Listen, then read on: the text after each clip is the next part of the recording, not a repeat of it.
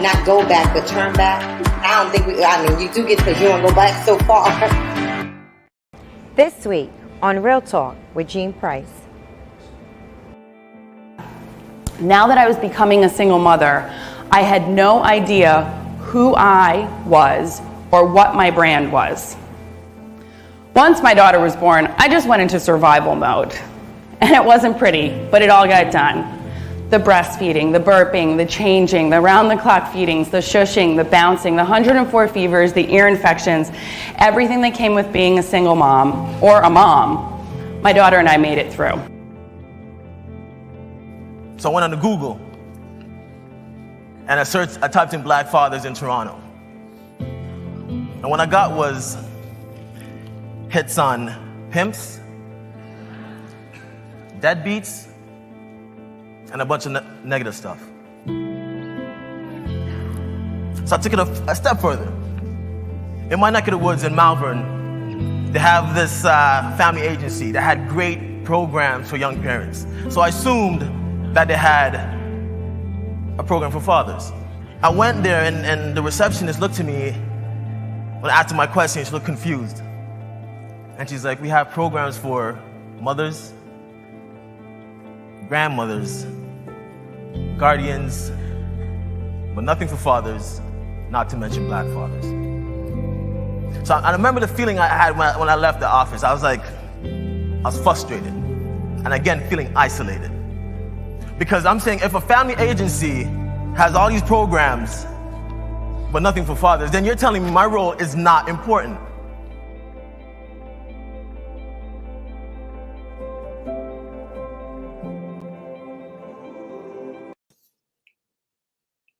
Good evening. Welcome to Real Talk with Jean Price. I'm glad you tuned in today. This is going to be a great show. We're going to have a wonderful conversation with two people, two perspectives, and we're going to see what you think about it. But first, you have time to go and get your family members, your friends, all those whom you know, and tell them to like, tell them to comment, and please tell them to share, where we have real talk, real conversations, and we talk about real issues that are facing us in the world today. You know, since COVID-19, they've termed the world the new normal. But how many of us can dare say that the new normal is really not normal? Because we still face issues that need to be talked about and perspectives that need to be shared. So saying that, it is definitely an honor and a privilege to introduce my guests tonight, where they're going to open up the patterns and open up to tell us what it's like to be a single mother. And also, let's not forget, there are men out there that are really doing the work, single fathers. So I want to welcome my guests tonight. I want to welcome Miss Erica McAllister and Mr. Brian Gibson to Real Talk with Jean Price. Welcome to the show tonight. Hello. How are you both? Hi, hello. Good. How are Good. you? Thank you so Excellent, much. thank you. Thank you for coming on the show tonight. I'm very excited about it because I really want the audience to hear your perspectives and, you know, what life has been like for you. But first, I'm going to turn to Erica. Ladies first. Erica, why don't you just go ahead and greet our viewing audience and tell us a little bit about yourself? Hello, everyone. I'm Erica McAllister. I am a single mother of two boys, and I work a full-time job. I work for the U.S. Postal Service, and that's about it. Yeah, that's good. What about you, Mr. Gibson? Tell us a little bit about yourself. Yes, my name is Brian Gibson, single father of three. I'm a relationship manager for Bank of America and also a lending specialist. I live in Atlanta, Georgia. I'm originally from Springfield Gardens, New York, and I'm 36. Wow. Thank you both. All right, let's get right into this discussion because there are people that come in on the show, and as they begin to come in, I just want to let you both know that they'll even ask sometimes questions that people have. The first thing I kind of want to, what was the experience like when you realized that you were raising your children yourself? And granted, before you answer, of course, the world says, you know, that it's normal two-parent homes, but there are sometimes situations where it becomes a one-parent home. So can you kind of share, Erica, your experience so we can kind of get the gist of how did you get to this point? Well, when I realized that I had to do it by myself, to be honest, it was extremely hard. It is still extremely hard every day. it's hard trying to juggle a full-time job and trying to juggle two children who are two different ages. And sometimes it is frustrating. Sometimes I don't have an outlet. Sometimes I don't have help. So it's extremely hard, but it's also rewarding. I'm not going to just display the things that are hard, but it's sometimes rewarding to sometimes come home from work and you're tired and the children greeting you at the door and giving you hugs and kisses. And so that is the rewarding part of it all. But I wish I had help. Thank you. Thank you for sharing that. You know, Brian, the commercial that we show in the show, it was dealt with a dad, and I know you probably saw it, and he was dealing with his son. And one of the things that was said in that little segment, and I want you to chime in on this, it said that there are no programs for fathers, much less fathers in our Black communities that are single. What do you say to that? I actually agree with it. It actually hit me, and I wanted to comment. So thank you for bringing that up, because like he said, it's like my role doesn't matter, and that is how society has painted us, as if we're not existent. Even the system, the way they make it work is this: you don't need a father. Here we are, the government will take care of you, and you know, all of a sudden the government is the father because they make so many different outlets as far as, you know, welfare, food stamps, everything. It is a standard. I don't know if you're aware of this, and I hope I'm not going too far, but they force the father to be put on child support. They actually make that as part of the whole thing. Like, hey, we are going to make this man do something, when, you know, sometimes that's not even the situation. The system just automatically works against us, and we don't get enough shine. Wow, that's interesting. And I want to touch on that a little bit. Erica, from your experience, and I know you're a mom that's single, based on what Brian is saying, do you feel that that is exactly how men are portrayed as far as even single dads? Because we understand the plight of what women go through. Let me say it this way. We have the kind of thing where there is no turning back as moms. That's just what it is. You know, no matter what hits us, we keep going. What is your take on what Brian is sharing with us about how the society paints that picture for the single father? Yes, I understand where he's coming from, because there are some really great dads out there that are really doing what they have to do, and I'm sure that it is as difficult for the mothers. It is more than difficult for the fathers, because on my instance, when I work a full-time job, but it sometimes still is not enough. So when you try to get an assistance, they turn you down, saying that you make too much money to even try to get a little bit of assistance that you're asking for. So me being a single mother, I know it is 10 times hard for Brian to try to get that. Yes, they paint a picture of them, because most dads, I'm not going to say most, but there are a lot of dads that are doing what is right. And so a lot of times when the mother does go for assistance, they automatically ask you, well, where's the father? What is the father doing? Right. So they automatically want you to put the father on child support.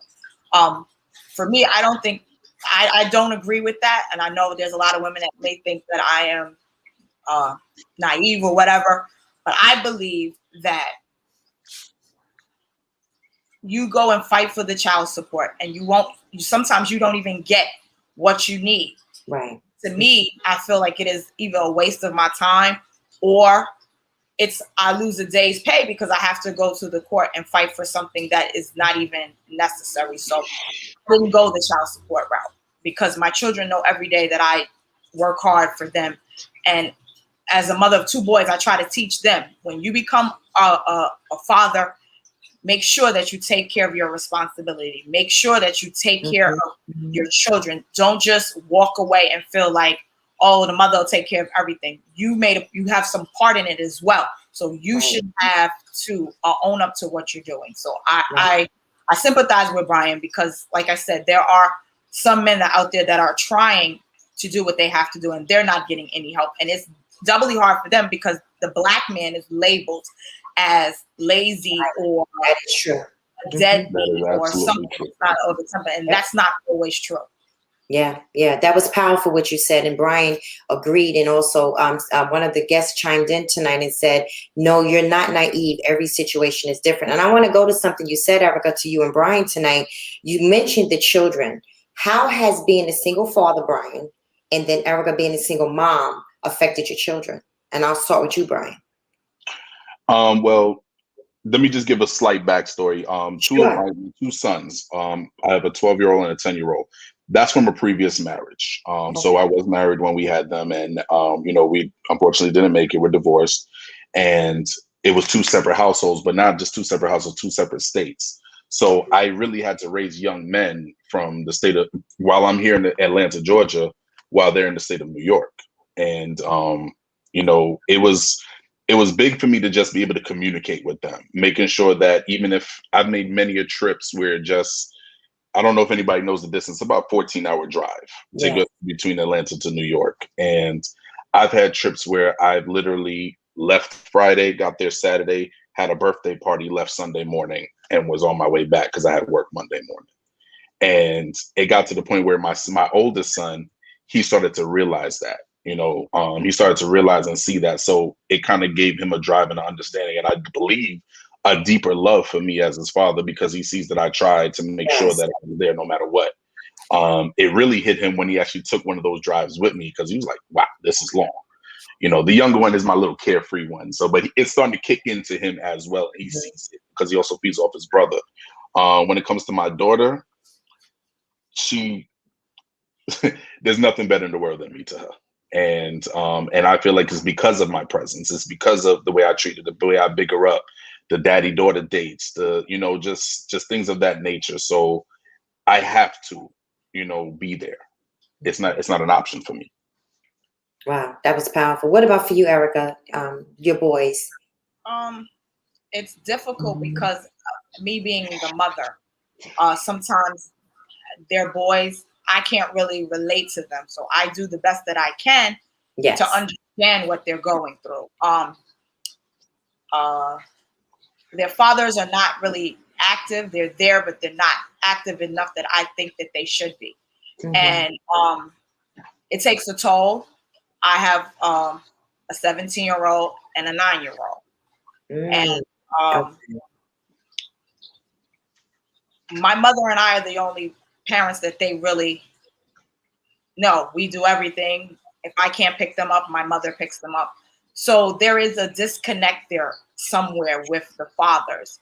Because yes, they do reach out to them, but it's not constant and it's not often. So there's a challenge at times because I'm the woman, that they challenge me a lot because I'm the woman. So I have to raise my voice, and I have to be stern.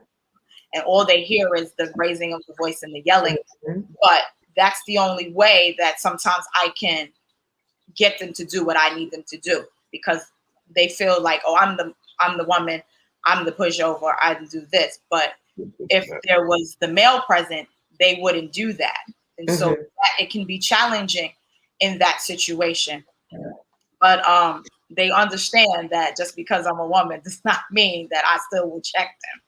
But I just, it would be a lot easier if there was a male presence there, something to bounce off, because what I may not understand, the father or the male presence would understand. So that's kind of difficult at times. Understood. Can I chime in on that? Because please. I feel for her with that, because even during the time, of course, a lot of divorces, there's not really a good understanding between, the two that are being divorced, and you try to do your best. And I would say for the last 2 years, me and my ex-wife, we've been on great terms, actually real good friends. But the first couple of years, we've been divorced almost 7 years would be this year. So I would say the first 5 years was really rough. I mean, we couldn't talk on the phone more than 5 minutes without it being a disagreement. And the one thing that I will say that she would attest if she could speak to, is the fact that I always made sure my sons knew not to talk to their mother any or kind of way. And I would make sure not to speak to her any way, because again, as the man, I'm their example. So that's right.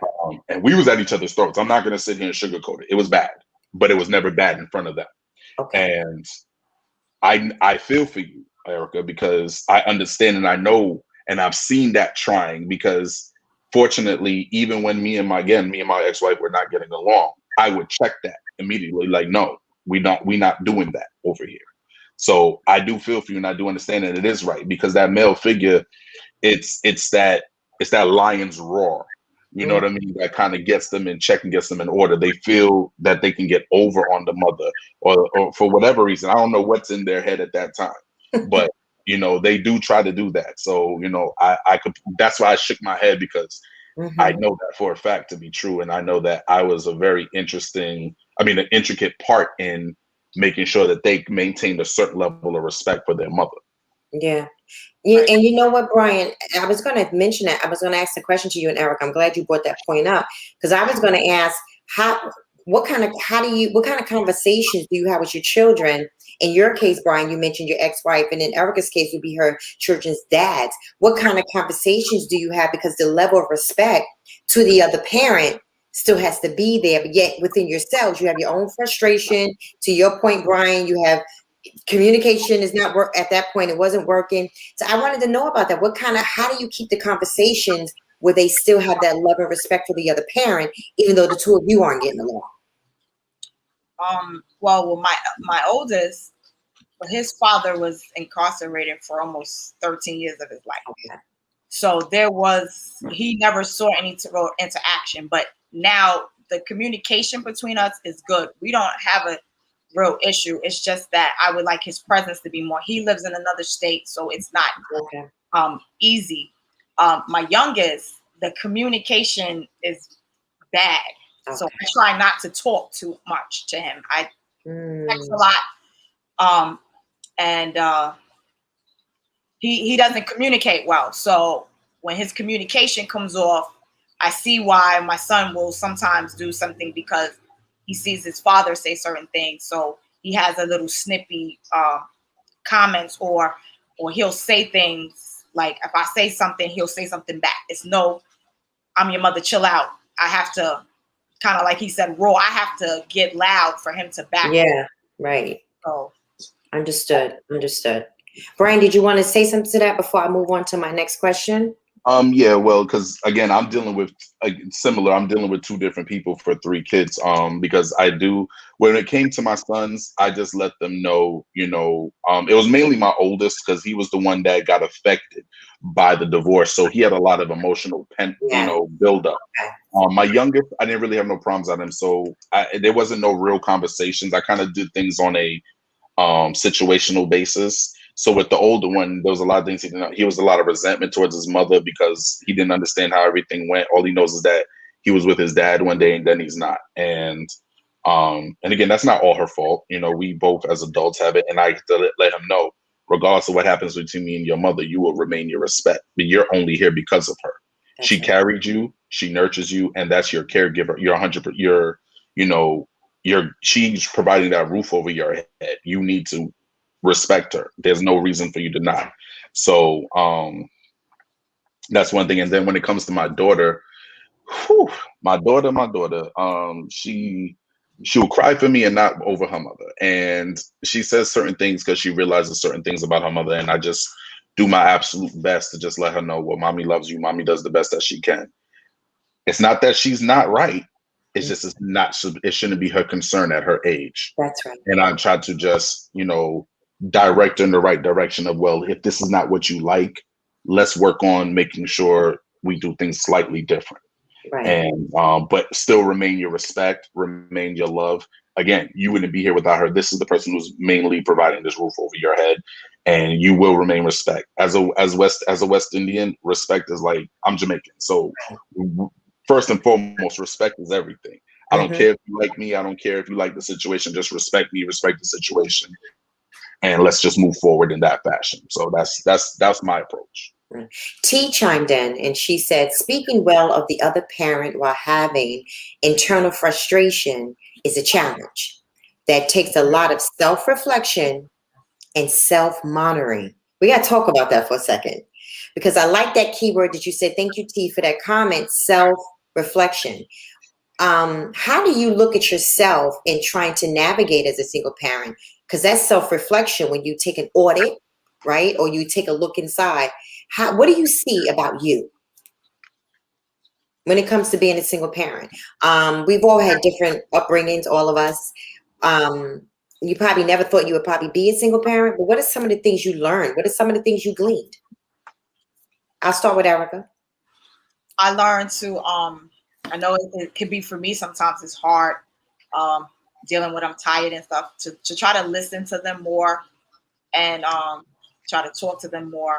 My mom and I joked today about saying that I used to tell her, you don't listen to me. So that was a big thing. Try to listen to them, even when I'm tired and exhausted, and spending time with them is key. My mom was a single parent as well, and she had to work 2 jobs sometimes, and I didn't get to see her a lot, and that was important to me. And then here I am, I work a lot, and I don't get to spend a lot of time. So sometimes when I come straight from work, I don't take off the uniform. They say they want to go to the park. They get in the car, we go to the park, because I know it's not easy. And during this pandemic was harder because they had to stay home and do remote while I had to go outside and work. I didn't have the option of staying home. Okay. I worked the entire pandemic and it was stressful. Not fearful, not knowing, am I going to bring something back to them? I have to spray my clothes down. They're wanting to hug me, and my uniform is dirty, and I don't want them to touch me. So they spent a lot of time inside and cooped up inside, and even when they were allowed to go out to the park. So it was important for me to take them outside and take them to, because I work 6 days a week sometimes, and they don't hardly get to see me. And that is the most thing was important for me, is spending time. Yeah. Right when my mom couldn't spend time because she had more than one job or she worked late. She only had me, but I had 2. So I have to try to juggle because they're 2 different ages and they require 2 different things. And so to listen to them, not be their friend, but to listen to them and to try to understand where they're coming from, because I was once a child, just in a different era. Wow, that was powerful. For you, sir? Well, like you said, nobody ever pictures themselves being a single father. I would actually say trying my best not to be a single father, or even just have my daughter in a single environment. It got me in the situation I'm in now of that, trying to communicate with my own frustrations, but yet still maintain a decent line of communication. The one that commented, hey, we actually know each other very well for the last 18 years. We went to high school together, and we kind of talk to each other about many different things, and we have very similar situations where it's sometimes you're doing your best to communicate, and there's so many other frustrations that one person can sometimes take it out of context. And typically, I know in my situation, it's the other one. They don't like facts. They like to live in fictional. And when I start coming with certain facts in the most respectful manner possible, it gets out of hand, it gets out of control. And it's just rough to do. It's rough to do. It's rough to do. And it's sometimes it can be so draining. I'm one of those people that my emotions drain me. Sometimes I take so much out of me. I'm like drained to the bone. I just can't do nothing but just lay down and sleep, which is, I guess, one advantage to me not having my children 24/7.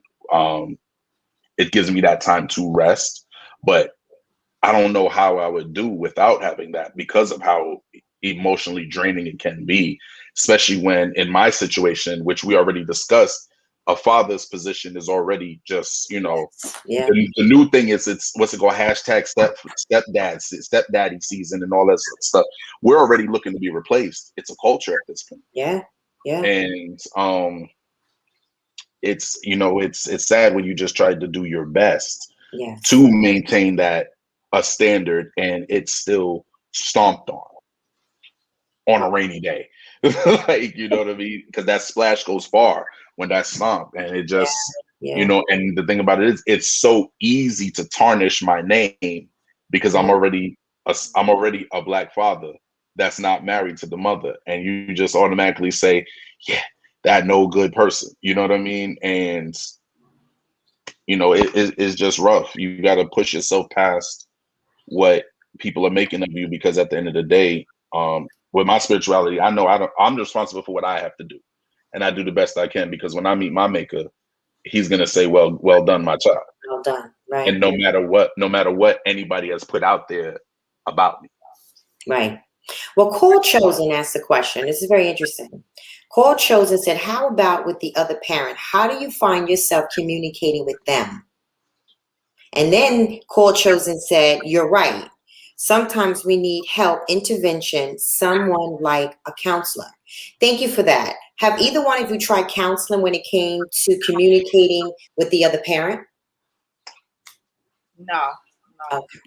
I didn't, but I do understand counseling is very important, and I was just talking about seeking counseling because Brian said he gets a break. I don't get a break. Right. So the break is never wanted and warranted. And my mom is the break, because while I work, she drops the smaller one, the younger one, off to school and picks him up. But when I am off, and that's rarely, I try not to. I try to take that back from her. I don't to load that on her, because she's she's retired. That's not her responsibility. So I don't get the break. I don't get to, like where the fathers would get to go on vacations and go out and stuff. I don't get to do that, because I have a responsibility to say, if I can't go, if they cannot go, I don't go. Right. That's what I believe. If they can't go, I don't go. I rarely get a break. I'm from work to church. Work 6 days a week, church on Sunday. So there's no break. And sometimes, like Brian said, it's frustrating. It's emotionally draining. Yeah. And my break is at 3:00 in the morning when I'm talking to God. I need help. Yes. Yeah. My break. When everybody's asleep and I can't sleep, that's my break. I really don't get a break. And so counseling is needed for me. And so I'm looking to seek that. Someone who is not biased to the situation. Right. Someone who will tell me, you're not right. Someone will say, look at it in a different way, because I don't know. I don't know what it means to be a man. I only know what it is to be a woman, and raising two men is difficult. When you just know, when they don't want to talk to you about the things in life, they don't want to talk to you about that, because you're the mother. They don't want to display those things to you, because you're the mother. Where do you turn when they don't want to talk to the fathers either? So who's going to tell them? That's good. Thank you for that. Thank you for your transparency with that. Somebody heard that Erica talk about that silent. Bishop Jakes, I think, wrote a book or did a video one time called Silent Frustration. And I think we all can talk about silent frustration. What is your take on that, Brian, to what Erica was saying? Because that was really powerful. Well, the thing about it is, it's funny how it's not funny, so let me not say that, but you understand the figurative speech. Yes. When she says you need that break, and I want to go on vacation and take my child, but I'm denied that. Really? Okay. And I take great pride in spending time with my child. Even my Father's Day, there's some people who want that day to themselves, or what. No, give me my child. I'm not here. I'm here. I'm celebrating this day because of this child.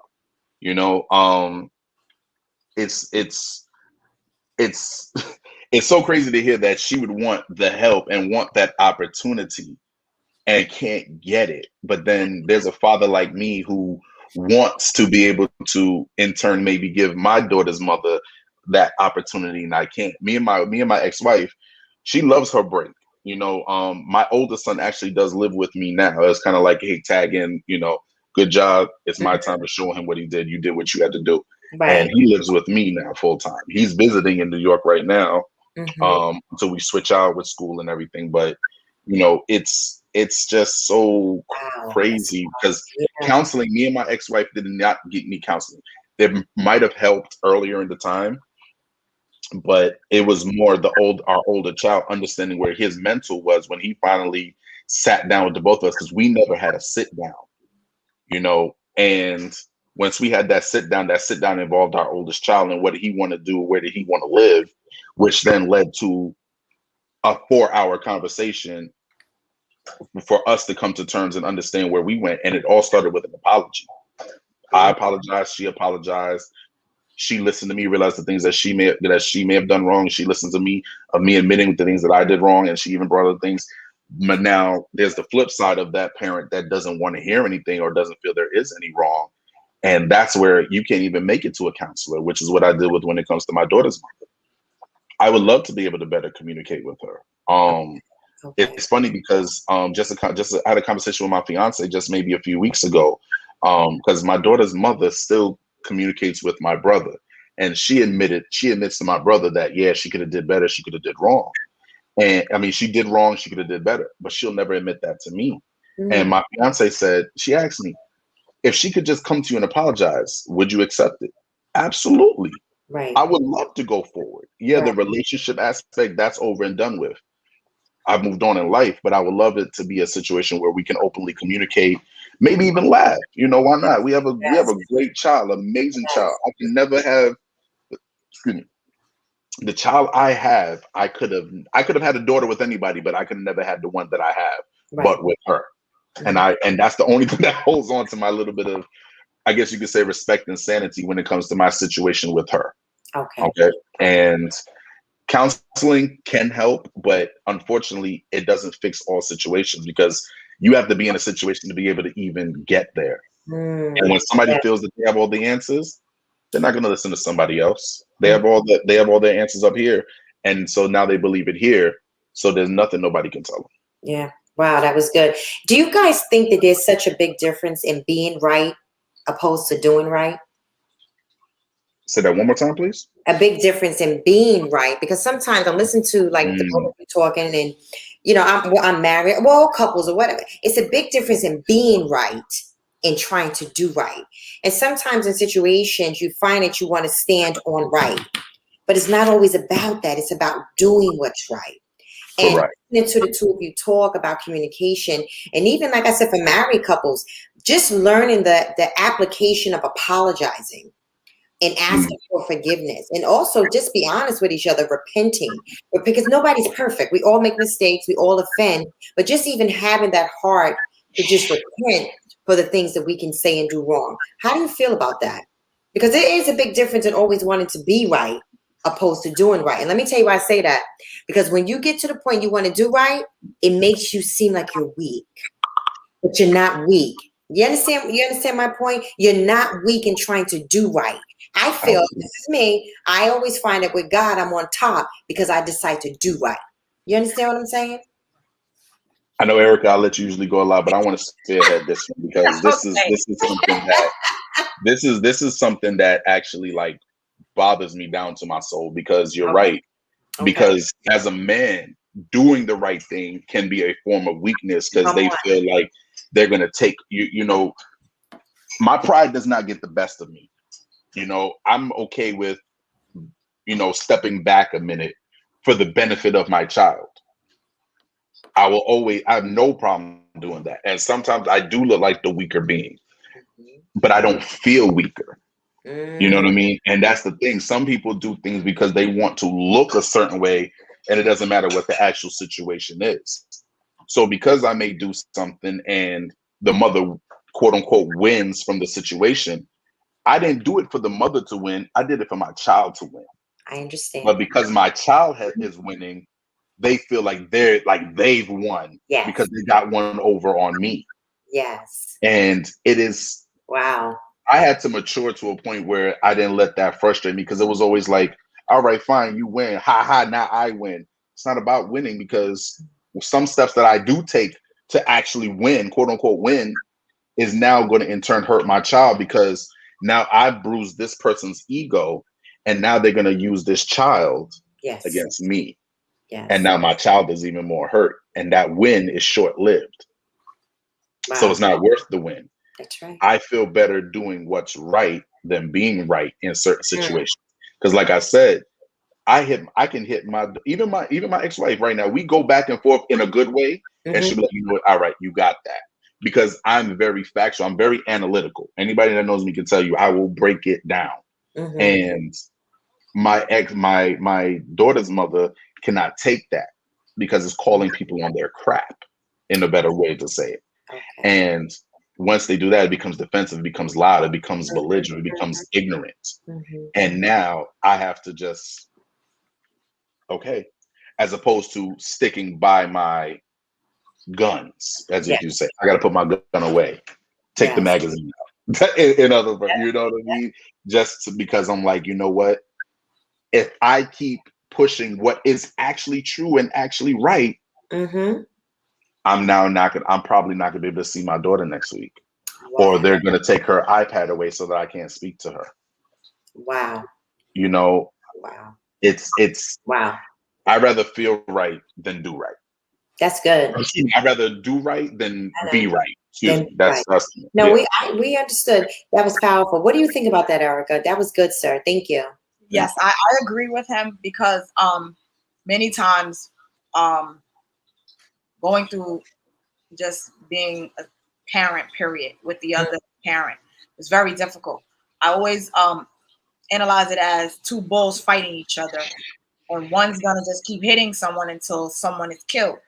I felt at times the way Brian says his ex felt, like, you know what, I could just not make him see or let them see the kids. I could do that.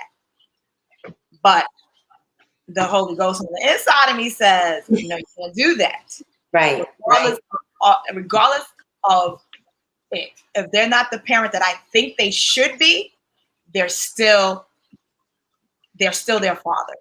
And so I choose all the time. I don't care how upset I am with the other parents. I don't care what stupid comments they make. As long as even if it's whenever you want to see your children, I make them available for you. I do not. I think that is important because just because I have the upper hand to not do what's right, it is not right to not do what is right. That's good. I have to honor that the fact that they regardless of I feel that they're not good fathers. They love their fathers, and whatever little bond that they have, I don't want to be the cause of that bond breaking. Whether or not they come every week or call every day or every other day, or they come every 2 to 3 months, whenever you say I'm coming to get them, I make them available for them. If they want to call, they both have phones.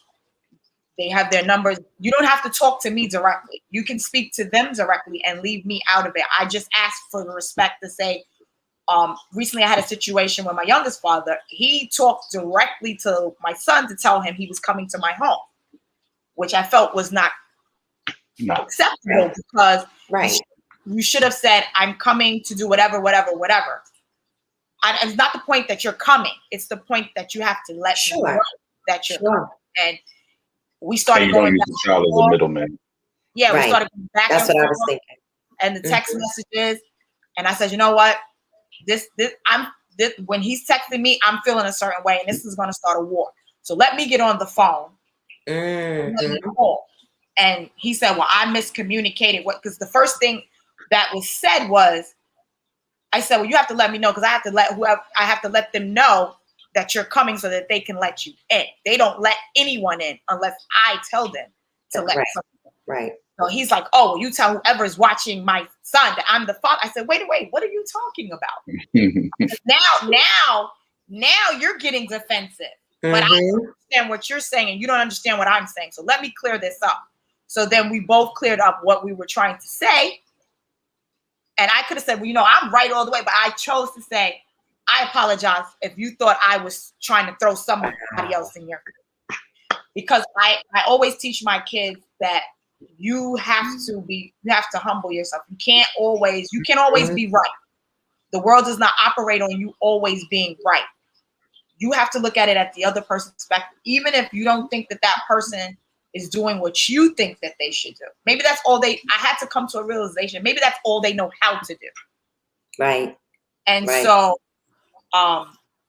as long as you're willing, whatever, even if it's a small amount, if you're willing to be in your child's life at that small amount, I cannot stand in your way. But it comes with boundaries, because I am the one who has to pick up the piece and says, well, he said he was coming and he didn't come, or he said, da, da, da. I have to pick up the pieces. So I just ask them to be, if you're going to do something, be true to what you're going to do. Don't promise them and then you don't come, because then now I have to pick up the pieces. And That's right. I don't want to say things about your parent to them, because I don't want them to say anything to you about me. So I have to try to be respectful as much as I can and not speak about them in front of them or around them, because at the end of the day, that's still their parent. I chose to have a child with these fathers. So, sometimes I should have thought a little bit harder, but I still think that without them, I wouldn't have had the great two kids that I have. So that's beautiful. It's key, but being right all the time is not worth it when you're involved.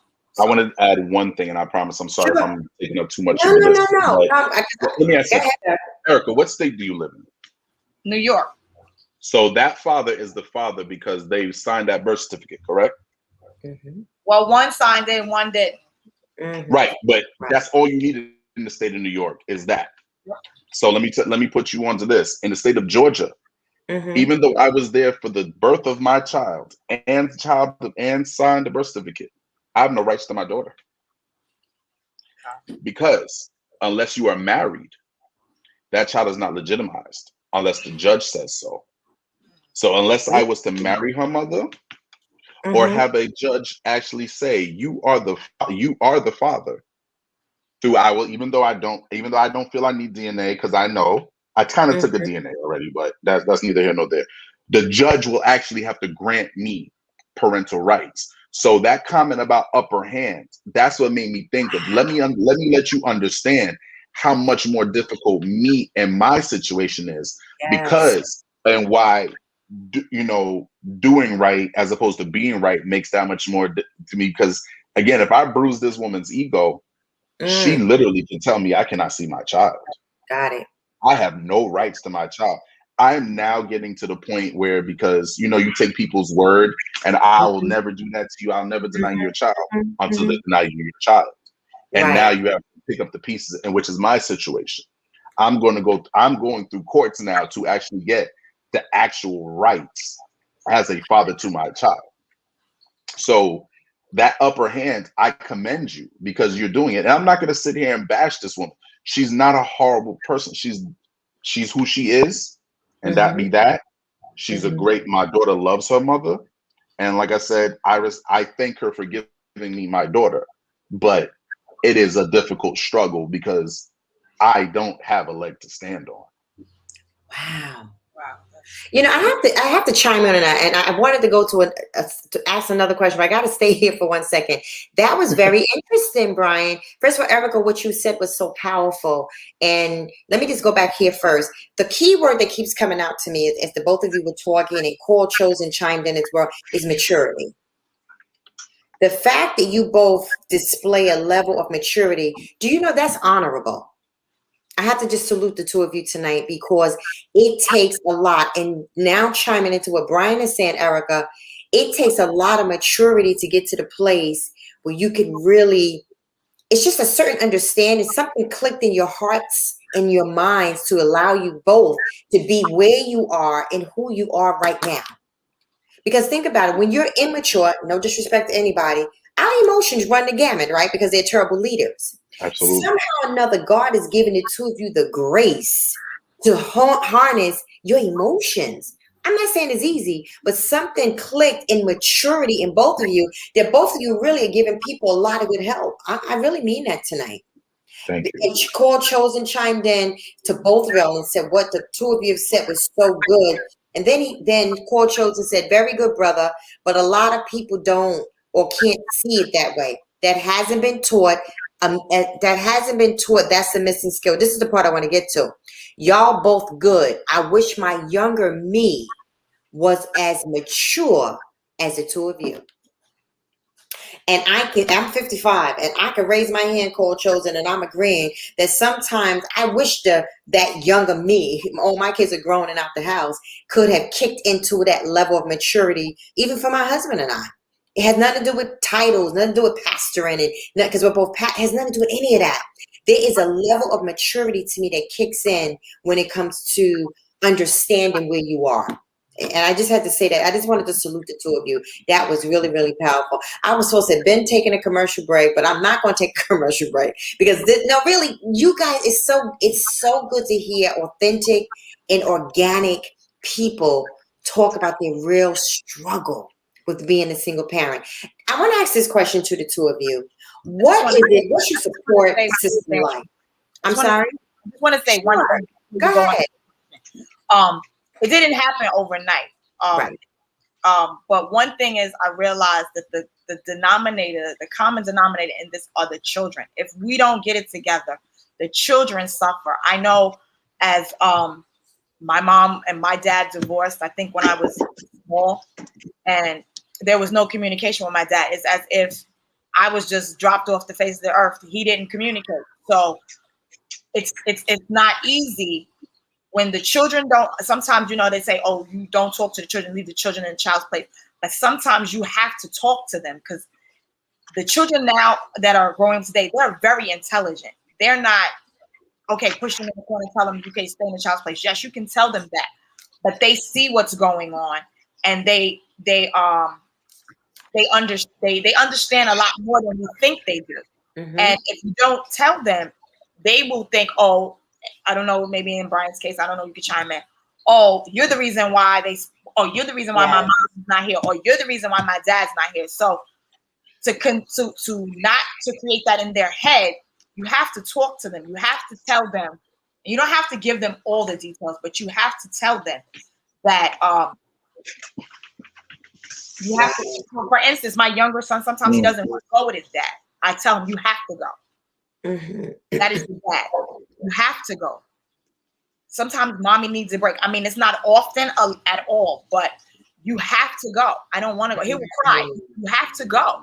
Mm-hmm. You have to go because at the end of the day, that's still your dad. Right. And you still need a relationship with him. Now, when he gets over there, it's a different story. He doesn't call me. He doesn't say anything, but he still has to go. I don't want them to ever feel like I've kept them. Yes. From their fathers. Yes. As long as they want to see them, they have all access to them. But if you do the things that you do just to be vindictive and make the children suffer. Mm-hmm. Yes. Badly. And you don't want your children to ever suffer. You want to do what's best. You always say you want to do what's best for your children.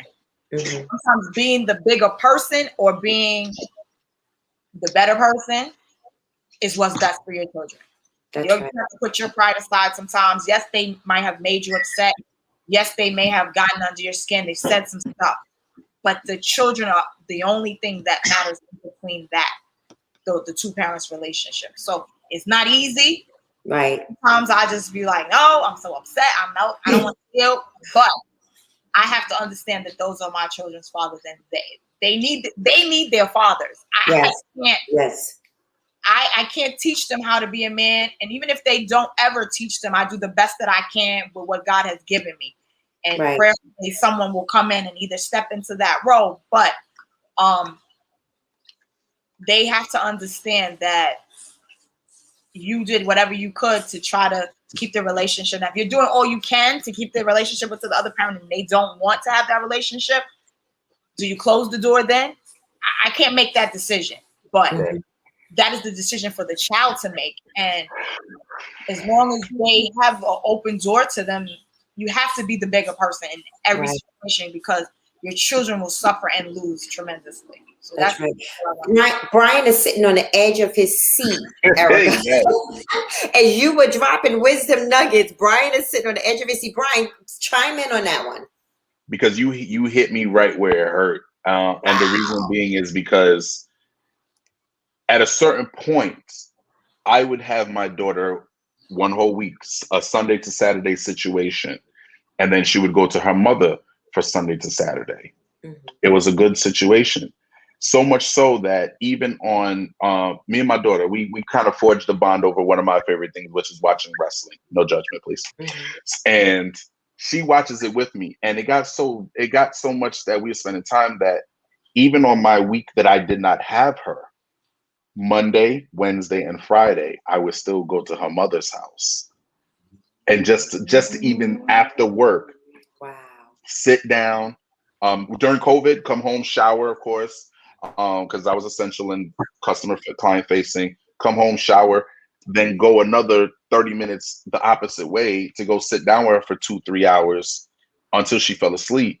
And one day, I still don't understand or know what happened, but her mother got in her feelings about something.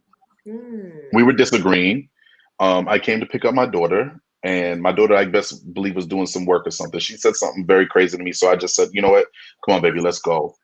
She's like, she's not going anywhere. It turned into a little bit of a match.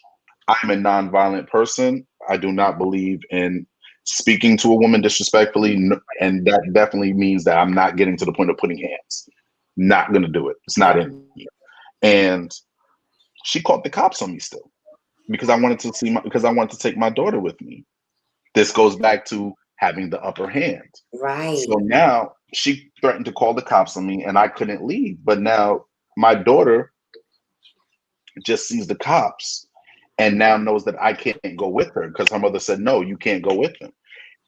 She wasn't even going to let me say goodbye to my daughter. The officer said, bring her outside because she's down about to rip the roof off crying to see me. Now, this was back maybe, I want to say maybe September, October. And to this day, still, every now and then, she still remembers that. And she just doesn't understand. In her book, she swears her mother does not want me to be around. She wants to ruin our relationship. Let me let you know, my daughter is 5. Sorry, she's about to be 6. Really? My daughter is 5 years old. And she says, I don't understand why mommy does not want me to see you. I don't understand why mommy had to call the police on you when she was yelling at you. Wow. She's 5 years old. And I had to really kind of think, because it's just like, she always surprises me and puts me into a further step ahead of where she's at. But then I have to remember, and it's constantly something where even though it was unjustified, I still have to let her know, well, mommy felt that she needed to do that. So, don't be upset with mommy. Right. Mommy's not going to break our bond. Mommy loves you. I love you.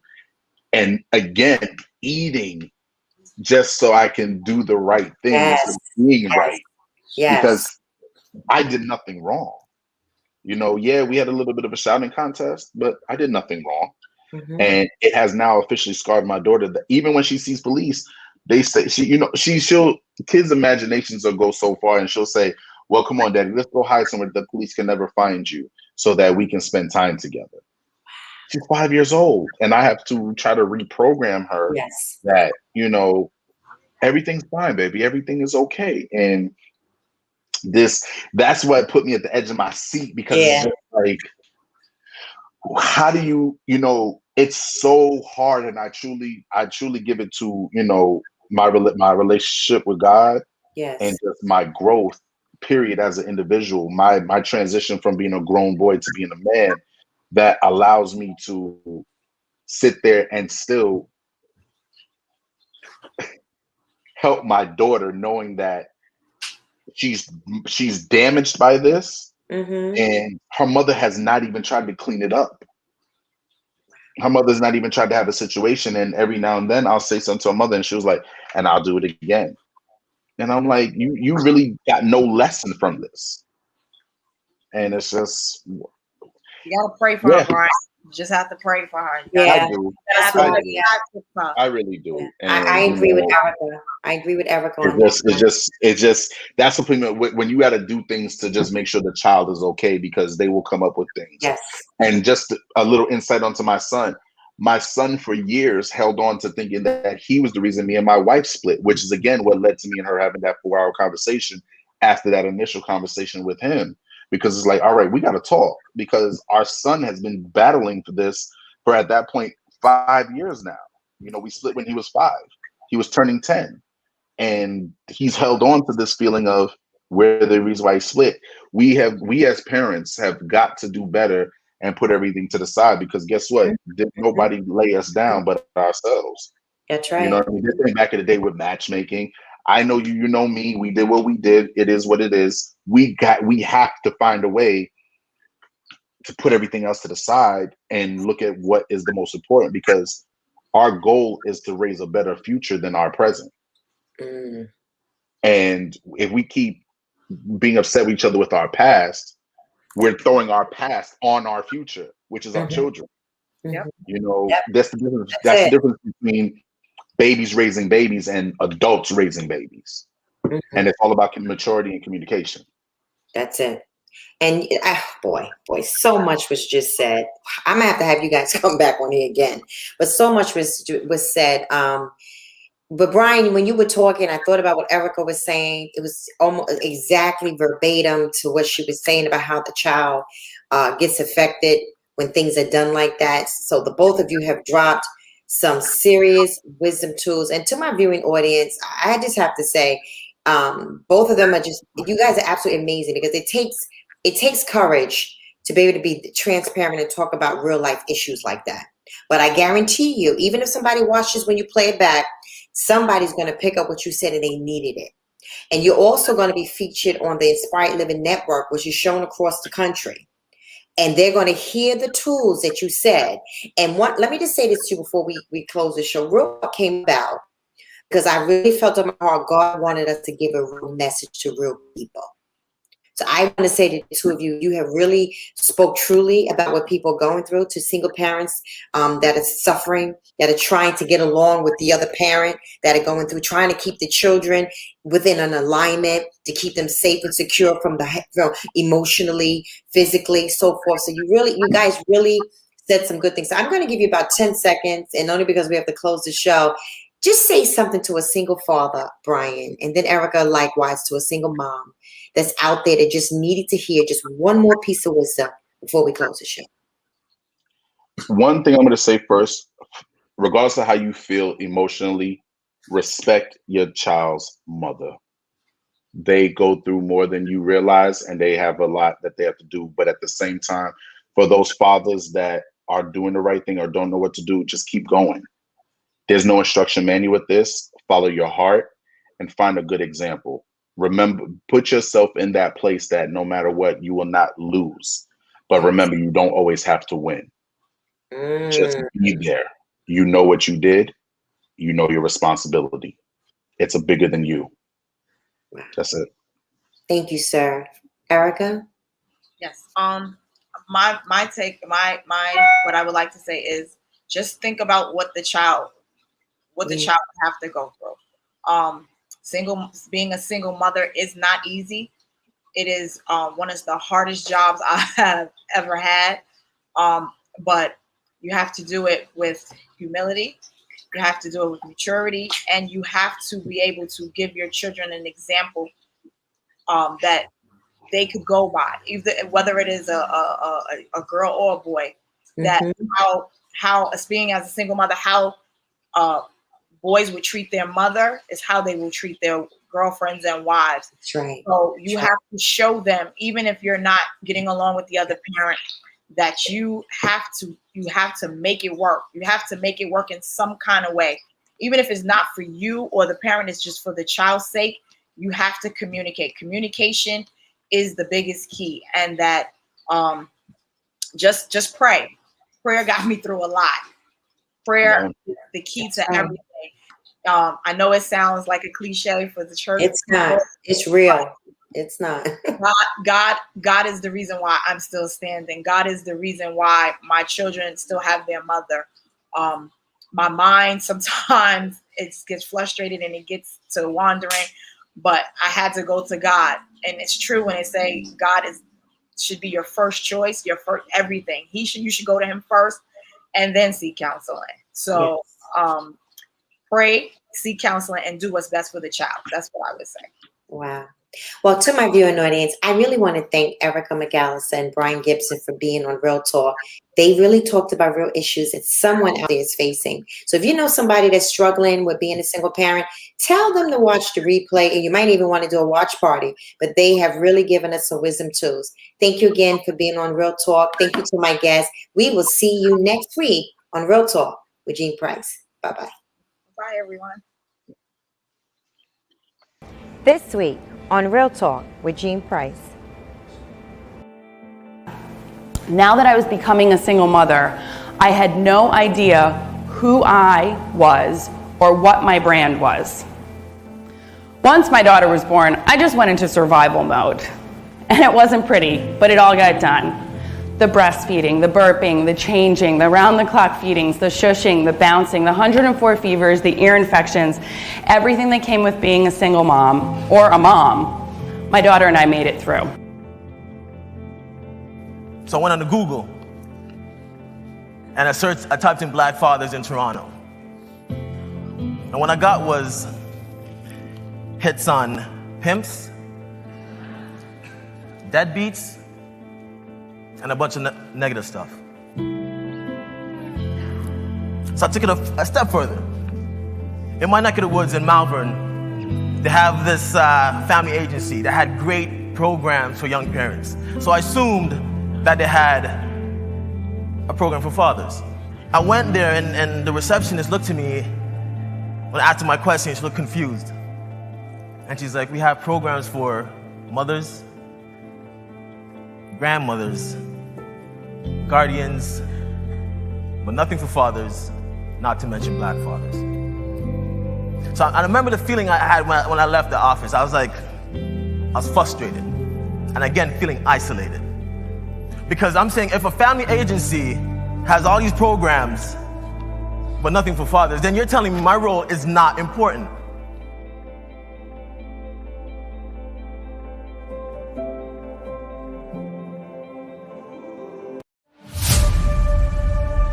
I haven't been live.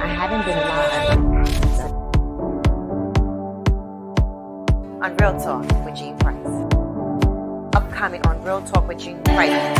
Not go back, but turn back. I don't think you do get because you don't go back so far.